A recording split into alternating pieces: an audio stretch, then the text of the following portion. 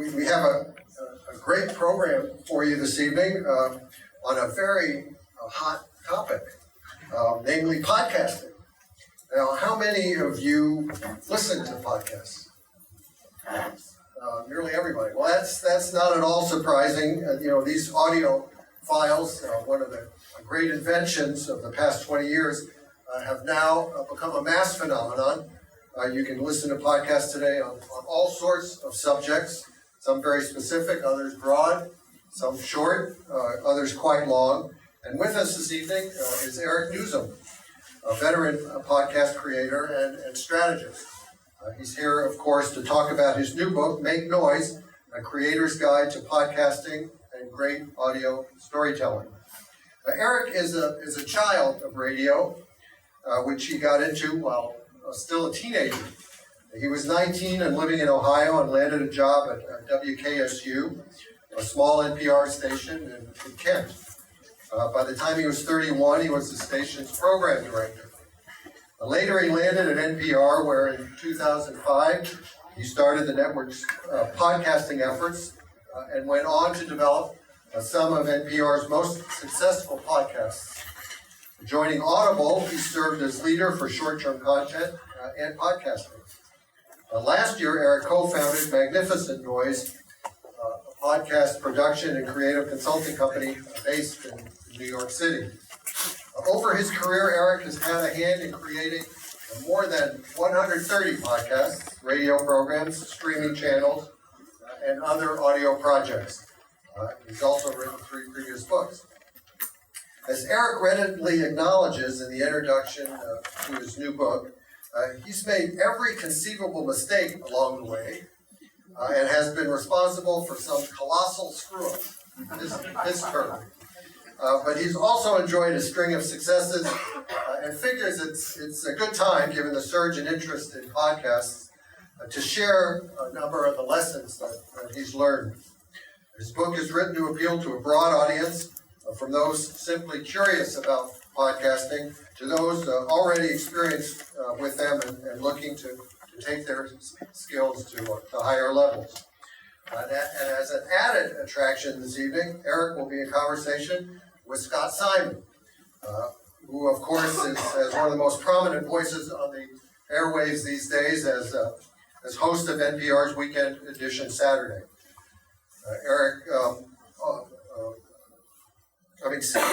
Scott also is one of the hosts of NPR's morning news podcast, Up First.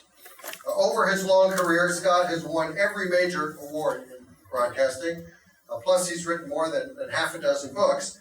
His newest, a kid's novel titled Sunnyside Plaza, comes out later this month, and he'll be speaking about it at our Connecticut Avenue store on January 21st. So, ladies and gentlemen, please join me in welcoming both Eric and Scott.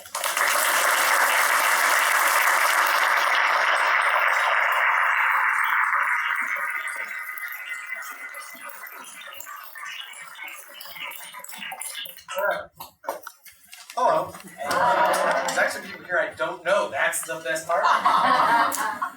Three of them. I think I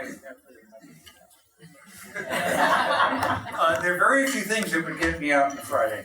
I have some responsibilities tomorrow, but particularly this week. But chance to talk to our friend Eric. I'm very glad to do that. So we're going to talk about podcasting. Let me begin, however, this way. Brad mentioned the mistakes. Yes. You acknowledge in the book. Yes. Tell us one of your best mistakes. My best mistakes. Well, you and I did a pilot together. That was We did. I know. I guess I would be flattered if you considered that your best mistake. No, it was the most fun I've ever had in a pilot. It was great fun. It was great fun for me too. I don't know. There's 2 pathways in life. We tested it, and the audience was near death. Let's not go there. People love it. Let's just say a lot of people love it. But so mistakes. I would say that there are 2 paths you can take in life. One is by eliminating all risk, and I'm going to do things that seem kind of clear and there's nothing that could really go wrong. Or you could Talk just, to the people who didn't get a free copy of your book. Right, right. To buy it. I would say that that's one pathway, and the other pathway is you can say, I'm gonna go out and I accept that failure is part of discovery and part of innovation and part of trying to do something new. And if other people aren't comfortable on that ledge, then I'm just stupid enough to go out there. And but I think the attitude I have towards failure is very different than many people. I look at failure as learning, and that I give myself permission to take risks so that I can fail. And it sounds like all I've ever done is fail. As a But you have it, if you read the book, you have it, fail's a funny word. I mean, something doesn't fail just because it doesn't necessarily take off like a rocket. Everybody can learn from it and go on to do something else. Right. You know, if you look at like a great example of failure is a project I did at NPR called the Bryant Park Project, which was a very short-lived second morning program that was offered on Sirius XM and as a podcast, and a couple of terrestrial radio stations aired it. And it lasted 10 months before we turned it off and pulled the plug on the machine. But there were a number of people in that who were going to do great things. Yeah. Rachel Martin is one of them. Matt Martinez, who is now in Seattle, but was the producer of All Things Considered for a number of years. Allison Stewart, who now hosts a daily talk show on WNYC and has done many, many things. And so it became, at the time, it was heartbreaking to watch this thing implode so quickly. But the amount of creativity that happened in that group, and then where they kind of took that creativity afterwards, that's where that actually becomes in a strange way success. A podcast is not just a radio show on demand, is it? No, it's and the funny thing is, and this is where, since podcasting people are surprised to hear that podcasting was actually invented in 2001 by two gentlemen who had an idea of how to do audio blogging. That's what they called it at first. The guy who created blogging, named Dave Weiner, who created the kind of RSS infrastructure that blogging is based on, somebody came to him and said, hey, let's do audio with this. And the first podcast ever, which I actually spent some time trying to figure out, was on January 21st, 2001, Inauguration Day, when George W. Bush became president. And they put up a bunch of Grateful Dead songs, starting with US Blues, I think. And that was the first podcast feed. He was so depressed that day that he decided he would put a bunch of songs up in his RSS feed, and nobody listened to it. And so that's almost 20 years ago. But people now look at podcasting and think, oh, this is something that happened when Serial came out, which was, 2014 or something like that? And no, it was around a long time before that. I mean, really had been a viable form of distribution almost a decade before that. And now that things are so huge in podcasting, you see a lot of the same people who decimated commercial radio are now looking at podcasting. I'm not kidding. They're saying, oh, they have Bob Pittman, who's the CEO of a lovely company called iHeartRadio, described podcasting as his birthright. And these people come into podcasting and they do the same things that they did to screw up radio, commercial radio, not public radio, of course, which is the only thing holding radio together these days, and creatively. And they put these radio shows out as podcasts, and they don't do very well. And people kind of scratch their head and wonder why. And what they're forgetting is that it may seem the same, they're both audio mediums, but podcasting is a very different experience than radio. And I won't take too long to give this answer, but I think it's really important to understand. When you turn on the radio, you have an expectation for that radio station. You're like, I want to listen to country music, so you turn it on and country music better come out of that station. Or I want to listen to news and traffic on the 8s, and I want to hear that come back, right? It's more like I want a consistency of that experience. You put it on, you go off with your day, and you do whatever. A podcast is very deliberate. You decide, I'm going to listen to this thing, or this idea, or this person's voice, or this person's take on the world. And you tune in specifically for that experience. I listen to Fresh Air when I walk my dog, right? I listen to, Criminal, which is a podcast that I love quite a bit, usually when I'm, doing something on the weekends around the house or out in the garage, right? And those things accompany me, they aren't bound by time, and they're deliberate. And so those combinations also, and I have nothing to base this on, but I think you put a earbud in your ear, it's even more intimate experience than the radio. You put radio on in a room or in a car and listen to it. But you put some earbuds in, and there's an intimacy there. And I think that the reason that radio programs don't necessarily, some do very well as podcasts, but some don't. And I think the reason is they fail to recognize that difference in what's going on in the listener's life at that time. One of the things you also talk about in the book is the importance of getting people in the first few seconds. I went to, when I was working on this book, Ira Glass gave me a bunch of stuff for it about his editing process and how he puts together stories. And I always tell him that when I'm working on a pilot or I'm working on a new show or an episode of something, that I spend more time editing the first 3 minutes than I do the entire rest of it. It's because I think that first is so critical that if you don't capture someone's attention in the first couple minutes, and Ira immediately stopped me and said, first off, every minute has to be critical. And every second of every minute has to be critical. And he's like, and it doesn't matter if it's the first minute or the 40th minute, they both have to be just absolutely just won't let you go. Well, I mean, of course, he's always right. But you don't get to minute 40 unless you get through minute 1 and 2. Right. I always, when I was at a company called Audible, which is owned by Amazon for a number of years, and with terabytes of data available about listening, which is something that people in audio never had, right? There's diaries or people meters that measure radio. There's downloads for podcasts, but this is like we can figure out everything about someone's listening. And after all of this, we kind of were wringing our hands for months trying to figure out how do we measure value? How do we measure, like, if somebody really loves something? Is there a way to measure that in data? And the only thing I ever found that I liked was, does somebody listen to the second episode?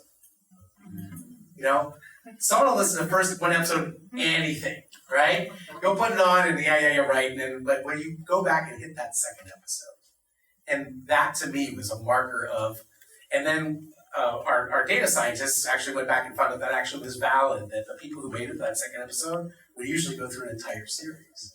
So that to me was the one measure I always looked at first, was that, trying to understand. I had not read until I read the book, the story, you take it as your title, Make Noise. Yes. How that came about. Yes, you have attended recordings of Ask Me Another. Yeah. If you go to Ask Me Another, which is a show that a group of people, including me, created and still stage. I'm not involved in it anymore, obviously, up at the Bell House in Brooklyn. I think WAMU airs it, a number of other stations do across the country. It's also a pretty successful podcast. And if you go to attend there, there's a cue light for the audience so that they know when they're supposed to applaud, like at certain points in the thing. And when we were making pilots for it, we knew we needed an applause sign. And this is NPR. NPR first. It's not an applause sign at NPR, or only in our minds. And there was some feeling, right? NPR-like feeling of we can't tell people when to applaud. There was a camp of people who thought we should not be telling people when to applaud. But it sounds much better when people applaud instead of going, oh yeah, and then starting to applaud. So I went and I looked on the internet, and an applause sign cost $600. We're talking NPR new program development here. That was like my budget for the year, right? So no way was I spending $600 on an applause sign. So I found, or one of the engineers found, an old light. There was a guy named Tavis Smiley who had an NPR program for many years. They had a light in his studio that would blink and say, "Hey Tavis" on it, to let him know when he needed to get in front of the microphone to read. Right? Because he would be doing other things, not paying attention, and bang, bang, bang, bang, bang, time to sit down and read his copy. And the show had ended, and they still had those lights sitting there. But the problem with Hey Tavis, it's kind of square. And if you put applause on there, it would be so tiny that no one would be able to read it. So they said, you have to think of something that would look good on a square sign. I said, I don't know, just put Make Noise on it. And still to this day, if you go see an Ask Me Another recording, there's light on either side of the stage that says Make Noise, and used to say Hey Tavis. Now, I found that to be a living lighted metaphor, because I hadn't known the story before. you had a task to do. You didn't have exactly what you would have ordered out of a catalog. Right. But you did have something and imagination and decided we can put this into place. You know, the greatest thing about podcasting is also the most deceptive thing about podcasting, which is that anyone can make a podcast. Anyone in this room could start up a number of different programs on your phone and literally be having a podcast out in the world in minutes, right? So anyone can do it. There's almost no barrier to entry. If you understand how to use a smartphone, you're basically qualified to make a podcast. And even there's a woman named Rachel Hollis, who's an author and kind of a self-help expert or whatever. She has a podcast that gets downloaded millions of times, and she records some of the episodes on her phone. She puts the phone on the table and the two of them record it in her phone millions of times. And so that's the deceptive thing, is that it's so easy to do it. The problem with that is you first have to be Rachel Hollis in order to get those millions of downloads. And we were talking before we came in here, every time when I started writing this book, I wrote the proposal for this book, there were 400,000 podcasts. When I turned in the first draft, there were 600,000 podcasts. When we did the first draft of the cover, there was 700,000. When it came out, it was printed 750,000, and now there's 850,000 podcasts. It grows at a rate of about 2,000 a week, which means that by the time we're done, there'll probably be about a dozen podcasts that didn't exist when we sat down. Yeah. And if I might say this respectfully, 850,000 podcasts. Is that about 800,000 too many? So that's a really interesting question. I will surprise you and say I don't think it's nearly enough. 850,000 is roughly the amount of websites that existed in the world in 1997. So, the internet has found things to do since 1997 that it did not do before. And I think that the day of the mega hit, which is like, how many people in this room have listened to Serial? Right? Quite a few. How many people have listened to Dirty John, which is a podcast? I don't know, wow, that was a separator of the room. So let's stick with Serial, okay? Serial, right? Okay, I think the days of those type of podcasts are actually going to be coming to a close, because the more podcasts that get released, the more people are starting to embrace the reality that every podcast is actually a niche podcast. That if when you do your podcast, there's a certain type of news listener that wants to hear your news podcast, right? It's a lot of people, but it's not for everyone. And actually, to be successful, it will be more successful as it embraces the fact that it's not for everyone. And in a world of choice, abundant choice, By not trying to be. exactly, right? Like if you look at the Daily from the New York Times, people know what that is, right? That was very specifically tailored for two things. It was very specifically tailored to fit into a morning commute. It was very specifically targeted at people who are not subscribers to the New York Times. It was the gateway for people to build a relationship. And the fact, and every decision they made about it, they stuck to those guns. And that's why it was successful. And, I have, when I go to speak at podcasting conventions, which I do a couple times a year, I have people come up to me afterwards and they want to tell me about their podcast. And the people who say, I'm trying to make the next Serial, or I'm trying to make the Serial that's based in San Diego or whatever, they all fail. All of them fail. But it's the guy who says, I'm creating a podcast for vampire fans, but only vampire fans from vampires from the 16th century. Or,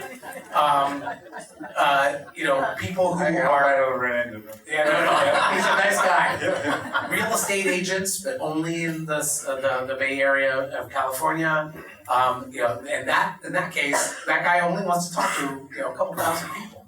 But that is the great way for them. They spend a lot of time in their cars, right? And it's a great way for them to talk about, be the kind of like part of a community. To take this answer just a little bit further, I spend a lot of my time, probably third of my time, consulting with companies, and big companies and individuals. And surprisingly, the conversations are almost identical, even for huge organizations and individuals. And one of the things I always find myself saying in these conversations is if you think your job as a podcaster is to create an audio feed and put it out in the world, you will fail, right? You have to embrace that every podcast is the hub of a community of people who are interested in that subject, or interested in that worldview, or interested in the that perspective on things, or that voice. And when you understand that, it's like a 360 relationship between you and that. The podcast is the beginning and end of every conversation. Those are the people who find an audience. And if you talk to any, and I kind of stumbled into this backwards when I was asking, as I do a lot, I kind of spent probably too much time deconstructing why things work and why they don't work. And every successful podcaster tells you the reason they're successful is the community of people who listen to their show. The reason that Scott Simon is successful is because of the people who listen to Weekend Edition, right, religiously. And that is so true in podcasting. It really is what delineates the people who win from the people who don't. My favorite line in your book is Scott Simon is my hero. I don't remember that, but is when you said you're a podcaster. I think this is true in life. You must know that the audience is more important to you than you are important to the audience. Yeah. I think that it should feel like, in a choice of 850,000 things to listen to, you need them.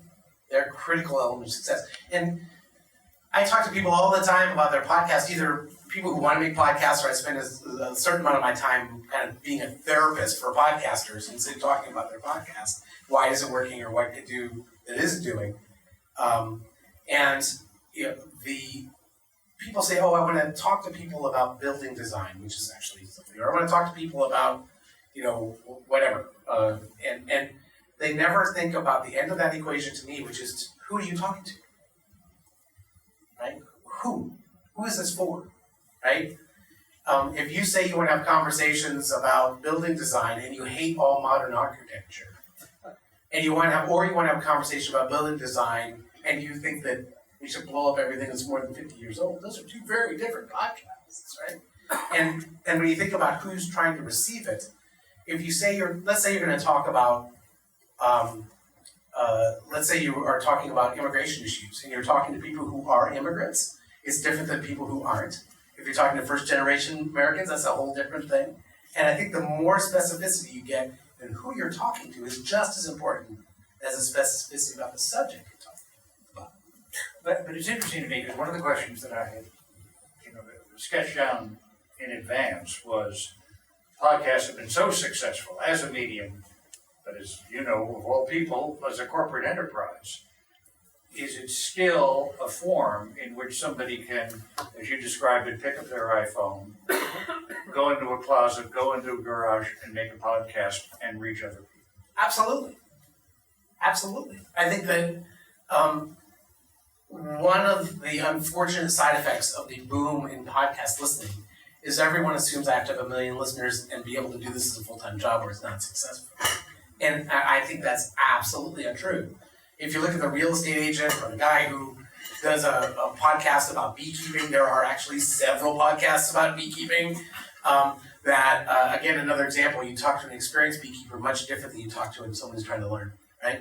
And if you want to connect with people and you really embrace your role as kind of the hub of that community, then success is quite a variable. Success can be 100 people. Success can be 12 people. Success can be 1,000 or 1 million or 10 million, but it doesn't have to be 10 million to be valid.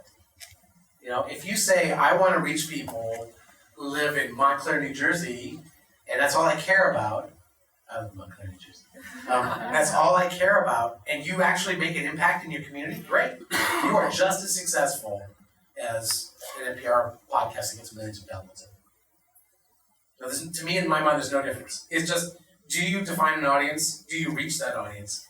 Do you realize that the way to reach that audience is not just by throwing it out in the universe and letting it sit there? Yeah, of course it can be successful.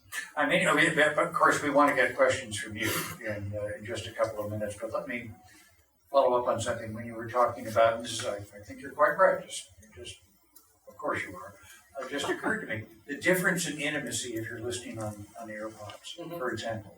It is different than radio, certainly different than television. I get you to talk about that, how you have to recognize that fact and figure it into how you're reaching Um,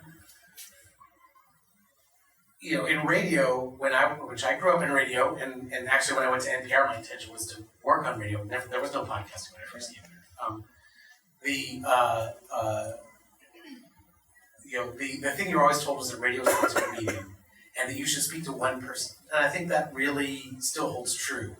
I was even instructed when I was a young man to go to the newspaper or the magazine and cut out a picture of who I thought our station's audience was, and to put that up in my cubicle, and every time I wrote a piece of copy, look at that person and try to describe the events to that person. So that person needed to tell me, do I need to tell that person this bit of information or not?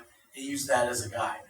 And every single workshop I do with people today, I make them do the exact same thing. Except they go to Google Images and they look up that. It's a little different. A little bit bigger choice of photos to pick from. And I think that I often make people really meditate and refer back on that picture, strangely, because I think it's such a powerful idea to think about who you're talking to, and even to create a feedback loop with that audience, who the real versions of that. And I think in radio, you're creating a trick of trying to sound like you're just speaking to that one listener, even though it's obvious that you're speaking to millions or hundreds of thousands or thousands, depending on if you're a radio station or whatever. And the intimacy of that connection requires a completely different type of vocabulary when you're speaking to a podcast. And interestingly, in this book, as you note, you don't spend a lot of time talking about music and music mixing and audio techniques, that sort of thing. Yeah, there's no gear lists in this book. I had to stop at some point to turn it in. And the whole idea of sound and use of not just natural sound, which I'm a big fan of, but also music and so on and so forth, is quite a high art. And I figured this is a book meant for people who are stuck at some point in the creative process, and that's probably the next book when it does well. We'll write a second one, and we'll talk about sound design in that. But there are people who spend all their time worrying about these issues, and there's lots of people who do it wrong. And people always say, like, how much music should I use? How much natural sound should I use? All these questions, and I say that that's actually the wrong conversation to have with yourself. There's no limit or amount of music you should be using or not using.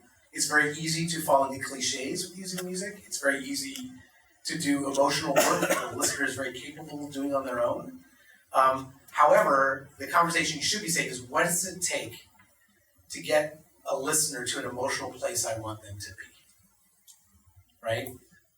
Like we talked earlier about the first couple minutes. There's a podcast that I've worked on called Where Should We Begin, with a relationship therapist named Esther Rowe. And if you listen, and it's basically a therapy session. It's a real live therapy session where she counsels a couple to go through their, if you haven't heard it before, you should listen to it. It's really good. We just did another second program about work relationships, which is also I'm really satisfied with. But the reason I bring it up is every Where Should We Begin opens with a small 2-minute vignette where the couple talks about their problems before they get into the room with the stair. And whenever I want to show people how to use sound, I just play those, because you're in your monkey mind state when you hit play. There's a million things going on, and in 1 minute and 48 seconds, I want you to be on that couch with that couple, caring about their life. And it's sound that does that. It's kind of the immersiveness of the experience. So it's not how much music should I use, how much natural sound should I use. It's like, what kind of experience am I trying to create? Where am I trying to draw someone? And how can music and natural sound be used to draw them to that place? What do you, and then folks could have questions ready to read. Oh, you want us to use them? Oh, wireless mic. What do you see technically, and not just technically, over the horizon about what's next for podcasts? Either in their production or distribution or concept. So, it's funny. If you read about podcasting, you read a lot about podcasting, you see, there's money pouring into podcasting, or there's so much happening in podcasting financially, and people are making huge investments. Now, relatively speaking, this is very true, right? This year, there's $650 million that's being spent in advertising on podcasts, so that's the revenue from that. They're expecting this year it'll crest to $1 billion, which is great. So you think that FM radio is a $19 billion industry, right? Just in advertising.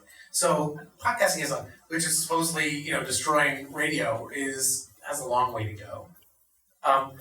But as the money continues to pour in, more companies are coming in.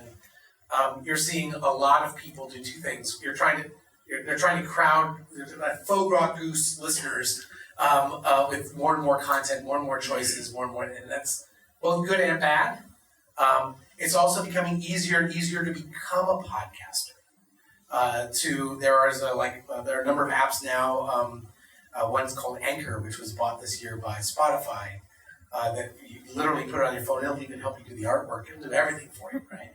And so it's incredibly easy to do this. And I think what my fear is that a lot of the companies that are pushing in and trying to monopolize and trying to make things harder to listen to, listeners are like water. They always flow the path of least resistance, right? So they're going to go the easy way to get at something.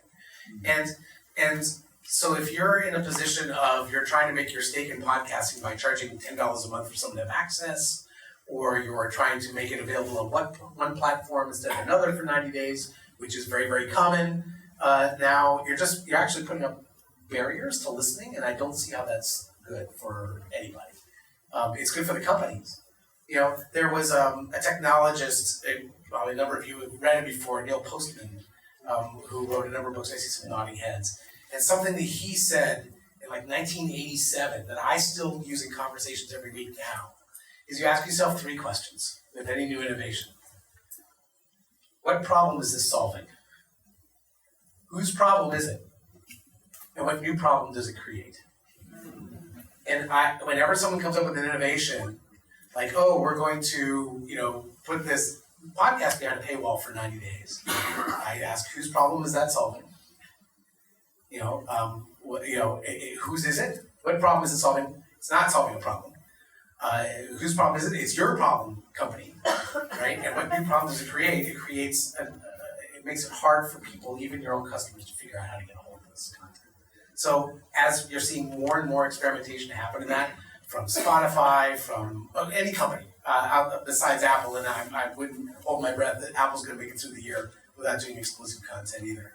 So I think that you're looking at a number of companies, and they all seem to be going into this. Let's not keep this place democratized. Let's make it kind of balkanized.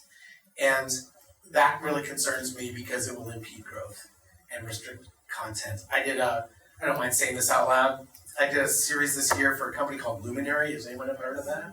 Yeah, nobody heard it. Because they're charging $5 a month there. It was sad. How we put all this effort into the series was really good, and a very few number of privileged people got to hear it. And that, to me, is the antithesis of why I got into radio in the first place and why I stay in podcasting. Anybody have any questions you'd like to direct? Go for it. Tomorrow it's $250 an hour, so you might as well get it for free tonight. I'd appreciate it if you would be more specific about that failure you described at the beginning. What did you do wrong specifically that forced you to end the show after 10 months, and what did you learn from it? I detail it out quite specifically in the book.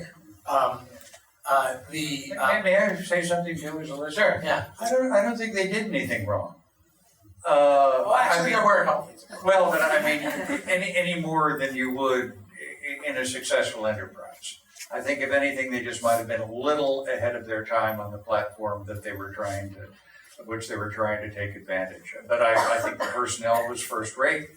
As you say, have all gone on to other things. I think the idea was very good. I think the shows were very strong. Just the audience didn't develop as you would have wanted. The local stations. That's kind of you to say, Scott. It also didn't help that the recession started at the same time the program did, which completely destroyed the number of the success measures. The problem with Bryant Park, and this is the most common thing, it's why I put it in the beginning of the book. The most common mistake anybody makes is a lack of creative focus.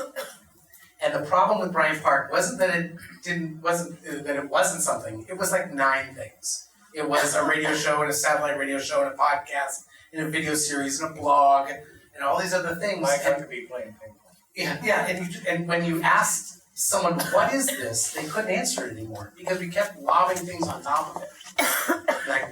We thought we were making this like multi-platform thing, and what we're doing is diluting its focus and its clarity. And I knew we were in trouble when someone at NPR asked a very smart question and no one could answer it, which is, what's the measure of success? And we said, it's these 9 things. Like, no, what is the measure of success? Like, this stays or goes based off of this indication. And nobody can answer it. Hi there, my name is Bhakti, and thank you both so much for your comments and your kernels of wisdom. I had a bit of a logistical question, if you will. In terms of developing rapport with the guests, I wanted to know if you could offer some wisdom on the extent to which you converse and preview ahead of time with the guests that you have, while still preserving spontaneity in the conversation. You should ask him. He's the interviewer, not me. I'll want me to give up my terrible answer and you give the real answer? I'll tell you the most common error I see with people who interview is they have this role of the interviewer. There's a woman that I did a pilot with this past year. We did all this preparation, she did all this research, wrote all sorts of questions, got everything kind of nailed down. We even did a little rehearsal back and forth. She got in the studio and sounded completely different. I'd never heard her that way before. I'm like, what happened? Afterwards, I'm like, that was not good. What happened? She said, I just had Terry Gross in my head the whole time. Like, what would Terry Gross do? I'm like, I don't want Terry Gross to do this. I want you to do this, right? They think they have to be the interviewer, and they stop being themselves. The thing you can't fake is curiosity. And if you are curious, then you shouldn't be talking to this person, right? And when you're you, instead of being the interviewer, you give yourself permission to be distinct, and talk about original things, get them to say things that they haven't said before, just by being you. And so all the time I'm trying to get people, don't be Terry Gross, don't be Howard Stern, don't be Trevor Noah, don't be Oprah, be you. We be a little more formulaic. We typically have a producer pre-interview someone who I'm going to interview, but not always. I interviewed Robert Downey Jr. today. I guarantee you he did not do a pre-interview with one of our producers. I don't even want to think about what that conversation was like. It was fun. I had a lot of fun. We talked about, I'll add parenthetically, he and I met under unusual circumstances. I'm intrigued. I was doing a story at Corcoran State Prison on the drug counseling program there, and he was in one of the groups. Just said, "Hi, I'm Robert." Oh, I know. He was very gracious about that. I like him a lot, but in any event. But for example, there's a young man, if you can imagine, this is on the air tomorrow, high school senior, was into his 3rd day of an internship with a NASA project. You know about this. Discovered a new planet. I said, what do you do for the 2nd week? In any event, one of our staff members pre-interviewed him, and yes, the whole idea is to get a certain base of information without destroying spontaneity at that particular time. One of the things I will pass along to you, if it's of any use whatsoever, that I tell people when they ask for advice is, oddly enough, the most important thing in an interview is listening. People, I don't even want to say over-prepare, but they prepare in all the wrong ways. They get an extensive list of questions, which is not bad, but then they feel that they haven't done their job if they haven't asked each and every one typically in order. And they create some kind of expectation for what they're going to hear, so that somebody could be sitting right in front of them and saying, "And that's why I'm the real kidnapper of the Lindbergh baby." And they would go, "And let me ask you about the production." But the key is to listen and yeah, as you say, to have a conversation and to be yourself, not anybody else. I always tell people, over-prepare, come up with a plan, a backup plan for the backup plan, and then be ready to throw it all out at any moment. Right? I always say that preparation like that is like having a GPS route. And if you decide to go off on a tangent, you have a way to get back. Right? You know where you're going. Thank you. And, I see the mic back there somewhere. Hi, yeah, thank you so much for being here. We just launched our podcast last week, and so we're in like the very early stages Excellent. of, yeah, it's exciting, it's like also really scary. But in terms of finding out who your audience is, I think we have a pretty good idea of who our main listeners will be, but how do we like best captivate them to keep coming back? Because right now we're just like spamming our personal Instagram accounts and people will probably get sick of that really quickly. So do we curate a like whole medium for where people can find us between like a website, a separate Instagram, all of this, or we just kind of let it happen naturally as it's getting bigger? I am not a big fan of creating destinations that people have to go to. When we started 2 radio shows and podcasts at the same time in 2012. One was Ask Me Now that I talked about earlier. Another was 10 Radio Hour. And at that time, there was quite a bit of controversy inside of NPR because we were not creating websites for these programs. And the reason why was I don't want anyone to have to go somewhere. I want to go where they are. So you talk about spamming your Instagram feed, like create an Instagram feed for the show or something like that. Go where people are and, fish where the fish are is the phrase to use, right? And embrace, the best way to keep them engaged is to make them part of it in some way. Again, there's a lot about this in the book, but I really encourage lots of people, big podcasts, small podcasts, to, if you're going to talk to someone, ask for some questions. What do they want to know? You're going to talk about a subject, what do they want to know? There's a new product coming out, you're really into that, what do people want to know about that thing? Ask them. It becomes like this transparency loop of you tell them what you're going to do, they tell you what they think you should be included in that, and then when you're asking that question to that person, say, Tom said I should ask you about this. And all of a sudden, Tom thinks that that's great, that you've actually listened to him and paid attention to him. He's bought into your community.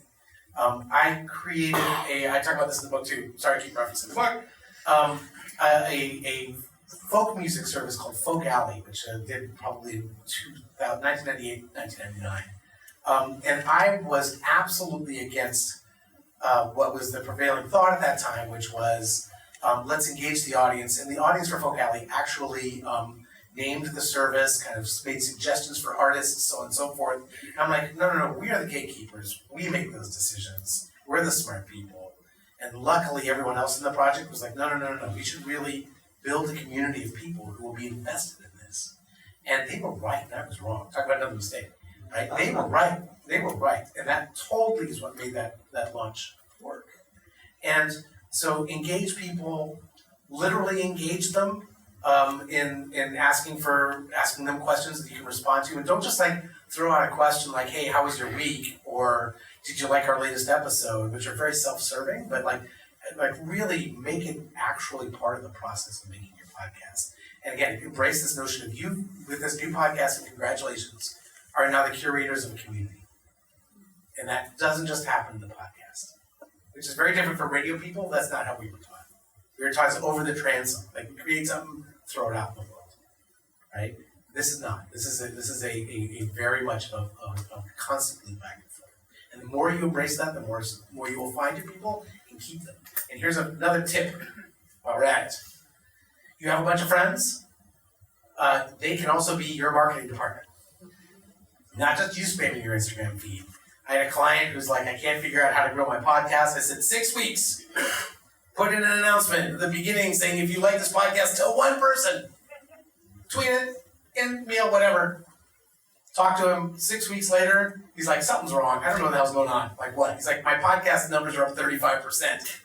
That's not a mystery. People did what you asked. Right? So, and enlist their help. They will help you.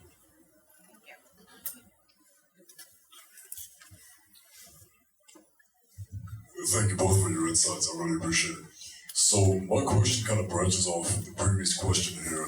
And it's really centered on how content creators today can actually make profits on podcasting in a quantity-centric and data-saturated internet ecosystem. Like, for example, what we've been seeing with YouTube demonetization, and also, I guess what you could call like algorithmic inertia in trying to break past and rise above noise, as it were. So I'm interested to hear kind of your insights on that. I love your voice. Anybody else say that? Do you host my podcast? Yes, sir. Yeah. Do you realize how humiliating in my line of work, and a guy asking the question has a voice that's 10 times better than mine? That's the real thing. How old are you? Is that relevant? It is. It absolutely is. I mean, I'm a young dude, let's put it that way. But I'm interested to hear this. Yeah. So let me talk about your question and tell you that this is, you are talking about a fear that a lot of people have. So this week, Spotify made an announcement that seems very innocent, which is that they've come up with a new way to sell ads in podcasting, and they're going to, for ads that are exclusive or original to them, and so on and so forth, and they plan to eventually offer this technology to anybody who wants to use it. You can outsource all your advertising sales to Spotify. The reason this is an issue, or I think it's an issue, is radio, podcasting, video, everything is sold on what's called a CPM basis. Does anyone know what that means? It actually stands for cost per thousand. Like for every 1,000 eyeballs or 1,000 sets of ears, I pay you $5, or I pay you $6, I pay you $10. So radio, I don't know anybody who's in radio sales in this room. I don't see anybody I know that's in radio sales in this room. What's CPM rates in radio right now? Oh God, I don't know about this market, but probably 20, 30. No, Market. like 4, 6. Really? $6 per thousand, yeah. It's $4 CPMs, $6 CPMs, $8 CPMs. Anybody else know that? Hello, by the way. Do you know this information? It's been a while since you were radio. Yeah. So, in podcasting right now, so it is like $4, $6, $8. YouTube videos, 10, 12, whatever. Podcasts right now, $30, $35, $40, $50 CPMs, which is why it seems that there's so much money coming to podcasting. There's a number of reasons for that. Number one is because podcast advertising reaches people that are resistant to other forms of advertising. So a lot of people who are missing from other like network TV or traditional print ads are listening to podcasts. You can reach them there, so they're a very lucrative audience. Secondly, podcast ads work at a rate that that other traditional advertising does not. People understand that this is a part of the equation formula of how we support this podcast. They buy the products. And so that kind of relationship, and also you often hear podcast hosts reading ads, which is also builds up that rapport with the audience, increases the effectiveness of the ads.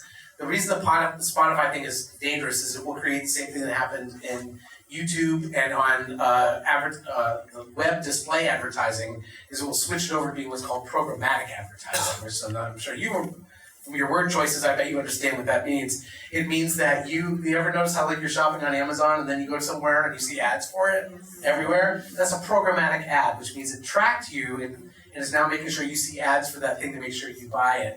What Spotify is developing is an audio version of that same thing. And so because it can target exactly who is thinking about buying a snowblower from Home Depot, they pay less money for it, because it's much more precise. And the problem with that is if that happens in podcasting, you will see those CPMs start to drop. Crater, in fact. And so that to me is the answer to your questions. The thing I fear with that is that as the ad technology becomes more like other platforms, it will become less effective, cheaper, and which will then really screw up the economics of podcasting. And that, when I hear myself say all these things, it sounds like I'm resistant to change. I'm not. I'm just resistant to that kind of specific thinking. You know, I worked for a number of years for Amazon, and I was grateful for the business education I got during those years. I got paid really well to get an MBA, basically. And people always, and I'm not apologetic, I've learned so much from being at Amazon, and I apply it to my work all the time, that mental framework. Amazon is not an evil company. They're just incredibly effective in ways that aren't really always right to be effective. But you can't doubt the wisdom of what's happening. So programmatic advertising on paper looks like a great deal, but it has ramifications and effects I'm not quite sure is in the benefit of an audience or a creator. It's in the benefit of an advertiser and the company who's selling the ads only. Thank you.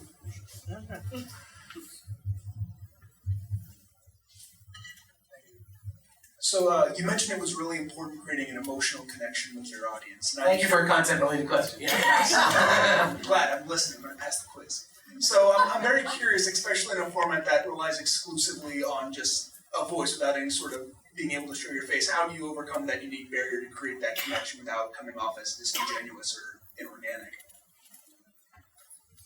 How do you create that connection?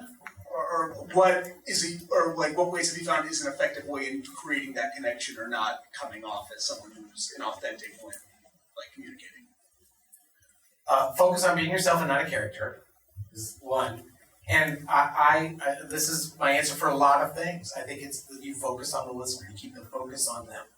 Like we were editing an episode the other day, and it takes place, the series we're working on is with the New York Times, takes place in Ohio, and we mentioned Columbus. And like we drove down to Columbus, and I made them say Columbus, Ohio, right? Like, but they know it's in Columbus. I'm like, don't assume anybody knows anything. Talk to them. What would you tell them in order for them to understand and stay engaged in the story? What do you have to do? I mean, like, it comes out of practice at NPR. Like, if you mention Colin Powell, you don't just assume everybody knows who Colin Powell is. You say he's a former Secretary of State, he was a former Joint Chief. Four-star general, chairman of the Joint Chiefs of Staff, four-star general. He's a master. But you tell the audience that, don't you? New Yorker. How would you answer that? You make sure that you are being a proxy for them in the conversation. Yeah, I mean, their levels and all, but yes, absolutely, yeah.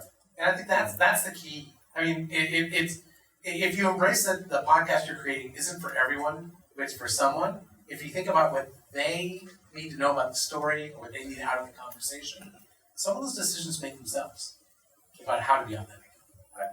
I have to add, Robert Downey Jr.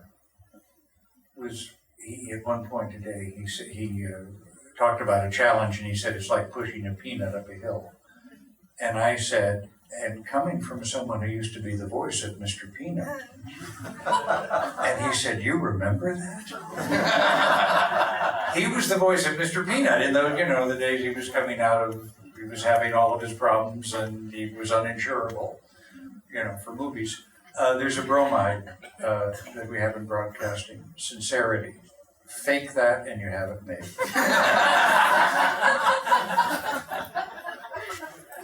Any questions?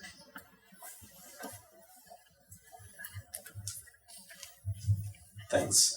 Could you speak a little bit more about closing that feedback loop, like how you actually go about, so you've identified your audience, you've worked out technical issues, you start putting it out into the world, how are you actually soliciting that feedback and getting those responses that you will help kind of enable you to focus frequently?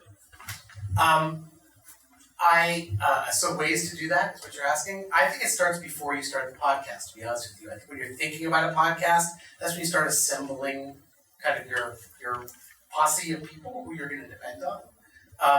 I mentioned this book, I counsel this to people whenever possible. If you are going to do a podcast about a subject, become part of the community about that subject. And don't just go there and say, hey, I got a podcast where you listen.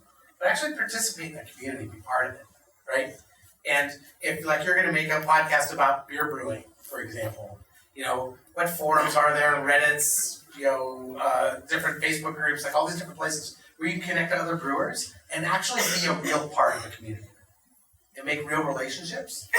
Then start, and then not only can you eventually meet people that you can draw into your circle, but you can pay attention to the conversations that are happening and understand what they care about, what seems to enrage them, what they like. So it's like free audience research. It's kind of just opening your eyes and listening, right? And you will find gravitational ways to meet those people. If that makes any sense to you, does it? I can say, start an Instagram account, start a Facebook account, or whatever for your project, or whatever, and spam people with things. Just listen. It's not just in an interview booth, but just in life. You can often hear people will tell you what they want, and what they need, and it's just a matter of observation. So let me fulfill my role as timekeeper here. Let's just take two more questions. And because we want to leave plenty of time for you to buy the book, for those of you who are so moved, and I hope it's a lot of people, and for Eric to sign them. Yes. For people. Yeah. And we're coming up on, it's January, coming up on Valentine's Day. I think nothing says I love you quite like a copy of Okay, two more questions. Alright, I'm just also gonna pop in to say that but when we get to the signing, we're gonna be forming a line in front of this table here. It's gonna go that way across, and we'll try to sneak it around if possible. That way we'll have some semblance of a signing line. Cool. Thank you. Hi, thank you so much for hosting this event tonight. My name is Tamika.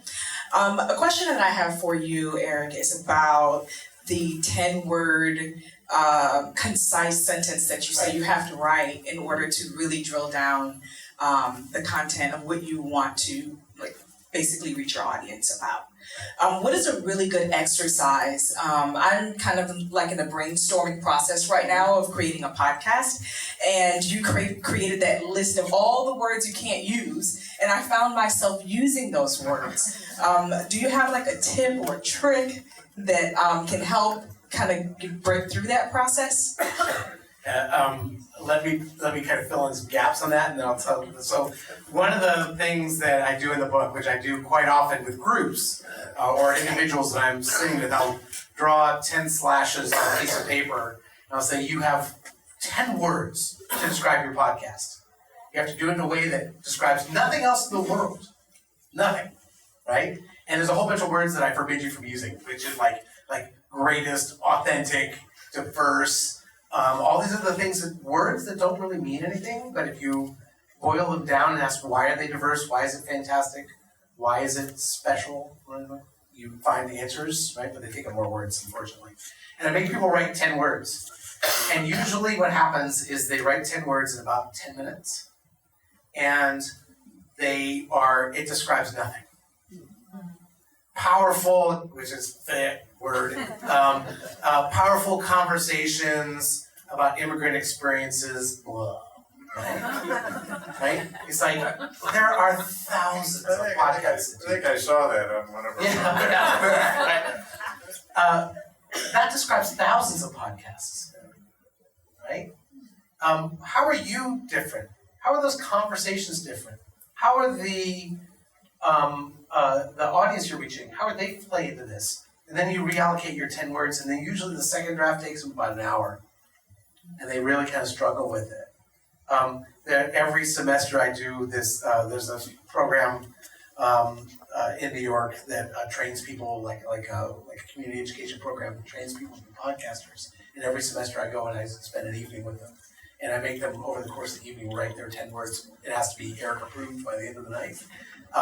And they always get, as they get sharper, they become clear, they can see it. You just watch their faces change as they go from,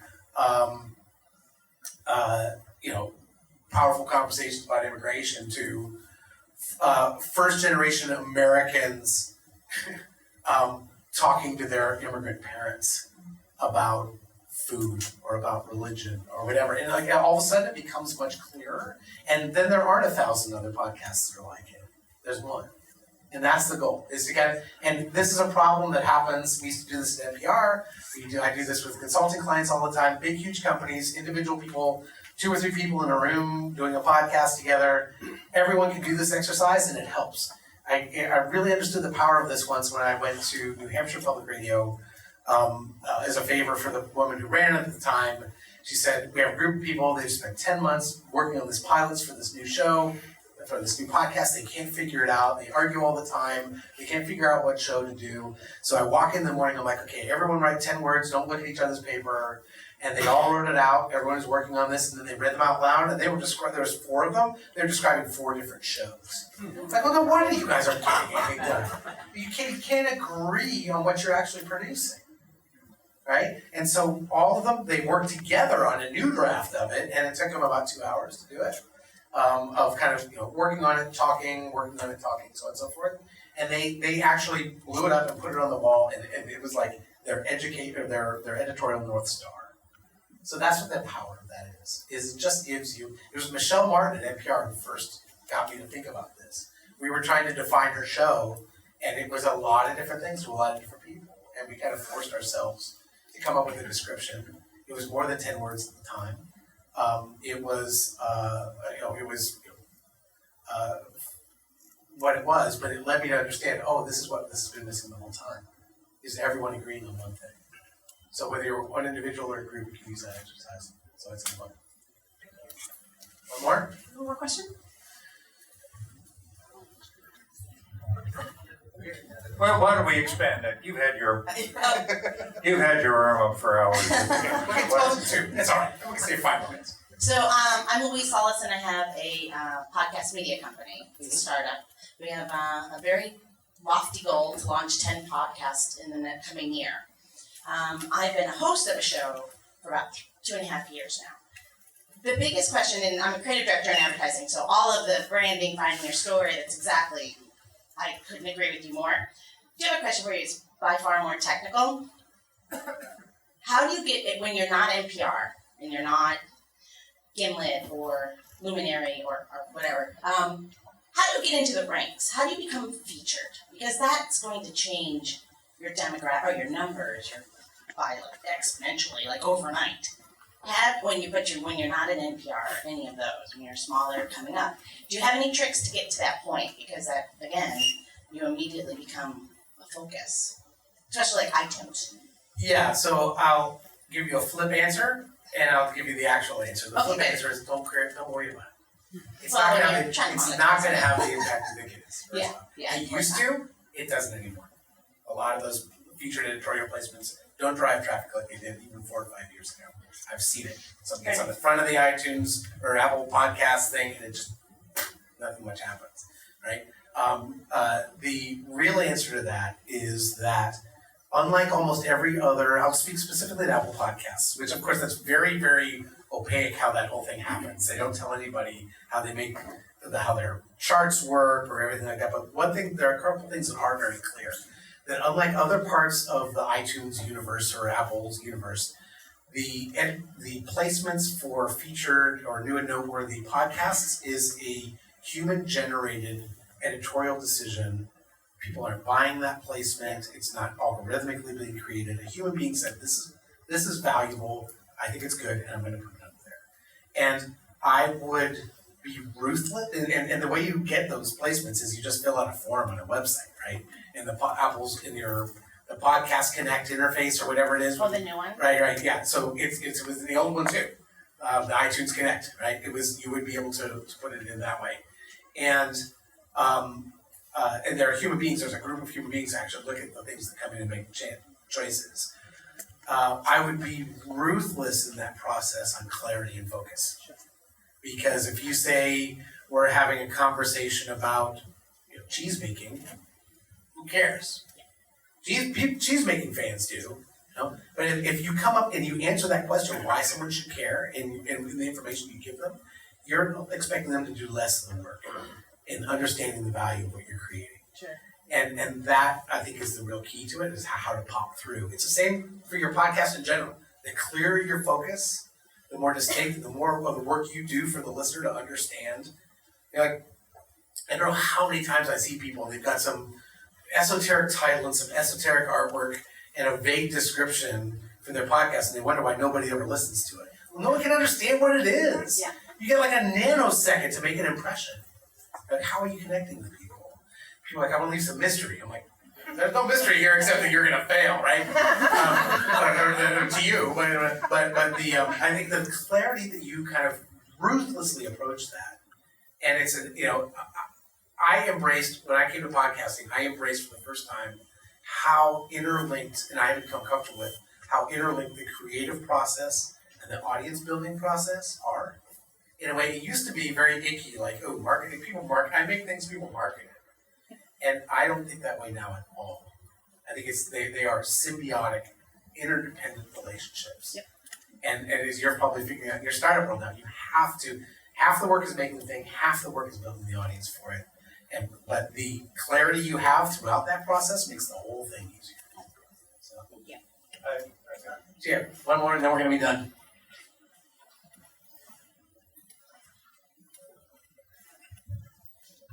Thank you, Scott. Since the first thing I wanted to say was a thank you to you, in that before Shankar Vedantam became Hidden Brain, I heard him talking to you so many times, and I love him.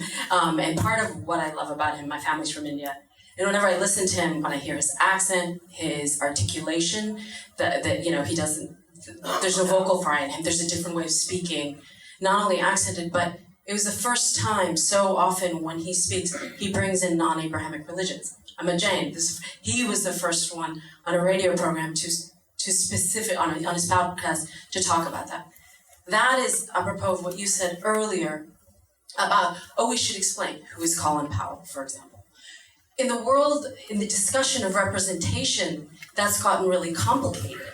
In that the podcast it's in gestation right now, has come about because I scream at the radio so often to people, I wouldn't ask it that way, I would ask it this way. That's the wrong frame, that's the wrong narrative. You're taking facts, but if you put them in that frame, then it doesn't work. And so I'm creating a podcast about narrative framing and how framing it differently will get many other voices represented. So, two-part question. One is about how much one should explain and what that perspective is, because it's very difficult to say, should I translate every word? Should I, how much backstory makes it unengaging? And the second is how to go to people who are inundated by media. Everyone's talking to them, Scott's talking to them, and little old me wants to talk to them, but offer them something different. In terms of offer them a new way of speaking of themselves or their work, how to entice them to do that. Wow, that's a big question, and an important one. I mentioned earlier the class that they have at the city of New York puts on for prospective podcast producers that I talked to. I went into one of those conversations, or one of those workshops, and I asked a young woman, "What's your podcast about?" She says, "My podcast is about intersectional feminism." And I confessed, I don't know what that means. And she started off by explaining it to me, and someone else yelled out, "It's feminism for some of the privileged white girls," or whatever, right? And I'm like, okay, that makes sense to me. I said, the first thing I asked is, who's your audience?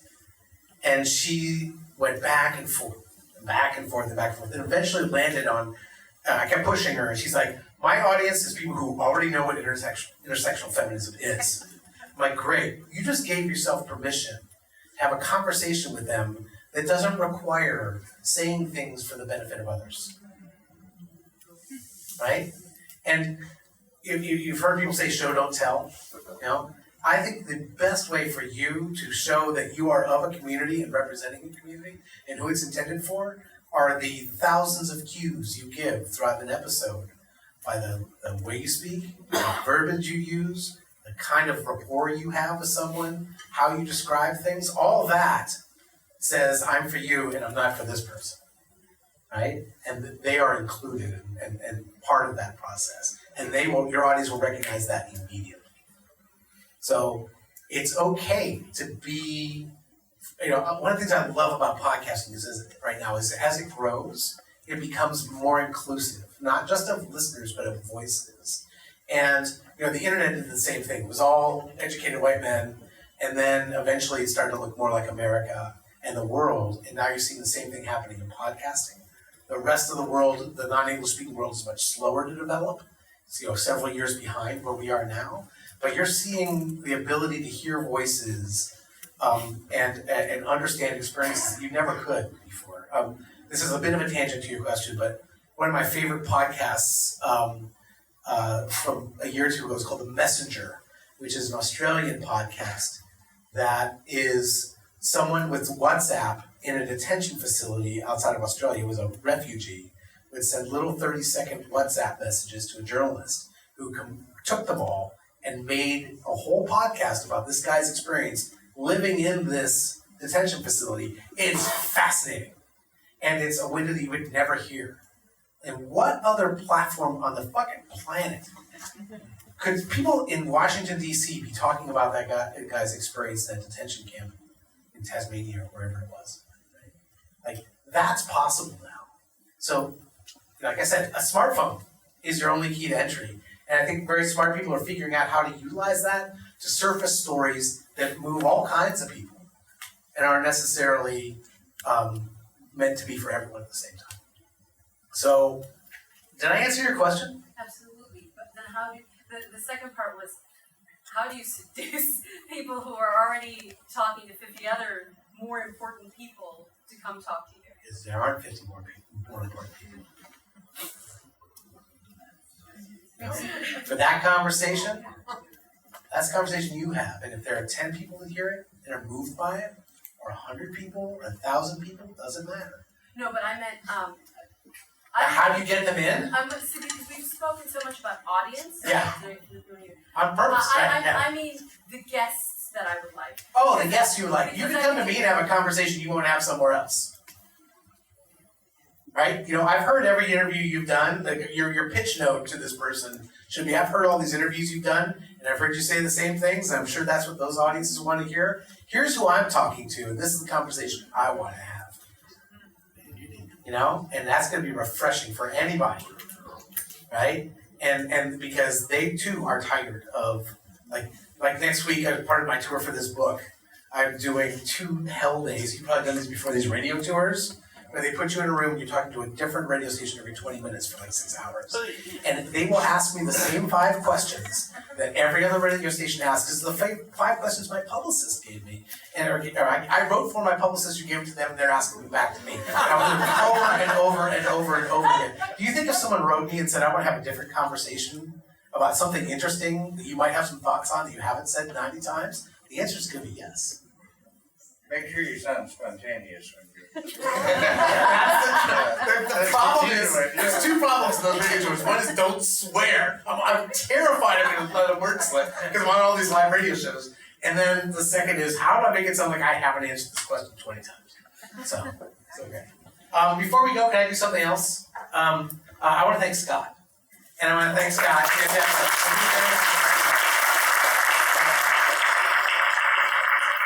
He doesn't know this. There are 1,100 people who work over at NPR, and I'm sure many of them I know, and I'm sure a number of them would have agreed to come here. I asked Scott first, and he answered within 5 minutes and said he would come here. And when I was a young man in Ohio, No flashes. I had, when I was young, I heard a radio story that was recorded in Skokie, Illinois, with a young correspondent who went to a Nazi rally and did a recording there. And it moved me so much because I'd never heard radio that could scare me, that could challenge me, and hear those kind of voices, that kind of emotion. And this was the correspondent. And I can tell you where I was sitting when I heard that story. And so all this is your fault. Because I said, that's the power of what audio can do. I mean, it was so moving. I can tell you where I was sitting when I heard that story, Scott. And when I joked earlier you were my hero, I wasn't joking. Thank you for doing this.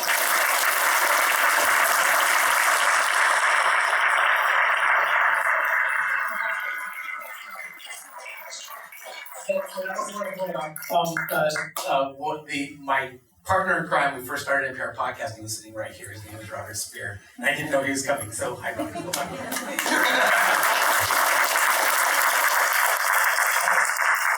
I think that's it, right?